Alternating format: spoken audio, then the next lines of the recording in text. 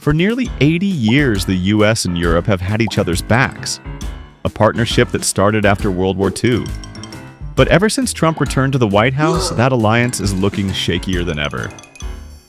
Trade tensions are rising, NATO is hanging in the balance, and European leaders?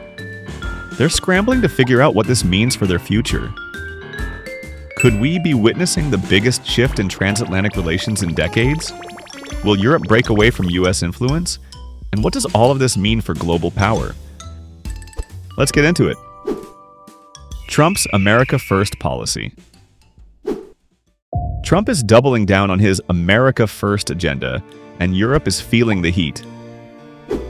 Earlier this year, his administration rolled out the America First trade policy, designed to boost American industries, even if it comes at the expense of longtime allies. This means higher tariffs on European goods, tougher trade negotiations, and a shift away from multilateral agreements that benefit both sides. And it's not just trade. Trump has also taken a hard stance on climate policies, rolling back regulations and withdrawing from international agreements that European leaders see as essential for global cooperation. Add to that disagreements on diplomacy, tech regulations, and digital trade policies, and you've got a growing rift between Washington and Brussels. Europe, which has relied on the US as a stable trade and security partner for decades, is suddenly finding itself on the receiving end of economic pressure from the White House. Is Trump pulling the plug on NATO? One of the biggest fears in Europe right now? What Trump is going to do with NATO. Since his first term, he's made it clear that he's not a fan of the alliance. He's called it obsolete, slammed European countries for not spending enough on defense, and even hinted that if they don't pay up, the US might just walk away. Well, now he's upping the stakes. Instead of the original 2% GDP defense spending target, Trump is now pushing for 5%, which is a massive jump. Some countries, like Estonia and Lithuania, are fully on board. They see Russia as a serious threat, so spending more on defense isn't really up for debate. But others, not so much. So, what does this all mean? Well, Europe is being forced to rethink its entire security strategy, whether Trump actually follows through on his NATO threats or not. One thing's for sure, NATO is facing its biggest shakeup in decades. Will the US keep supporting Ukraine? Then there's Ukraine, a crisis that has tested Western unity like never before. Under Biden, the US provided tens of billions of dollars in military and financial aid to help Ukraine fight back against Russia. But Trump? He's made it clear that he's not as committed to Ukraine's cause. He's criticized the level of US aid, questioned whether the war is worth it for America, and even suggested that Ukraine should make concessions to Russia. For Europe, this is a nightmare scenario. Ukraine is on their doorstep, and a Russian victory would directly threaten the security of countries like Poland, the Baltic states, and even Germany.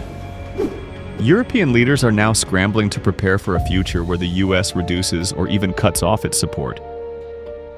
Countries like France and Germany are considering new military pacts to support Ukraine without relying on the US. But the reality is, Europe doesn't have the same military power as the US. And without American weapons and intelligence, the balance of power in the region could shift dramatically. Trade troubles. Europe's economy takes a hit.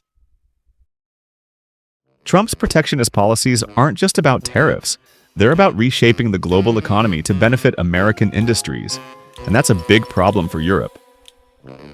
Trump has threatened to impose a 25% tariff on European imports, with a significant focus on the automotive industry. This move has sent shockwaves through Europe, particularly in Germany, where the economy heavily relies on car exports to the US. Share prices of major German car makers have already taken a hit following the announcement. Italy's business lobby has also voiced concerns, describing the tariff threat as an attack aimed at deindustrializing Europe and calling for a robust EU response.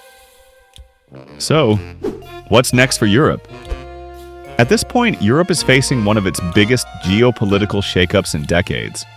With Trump pulling back on traditional alliances, ramping up economic pressure, and taking a hardline, America First stance, European countries have to rethink their entire strategy.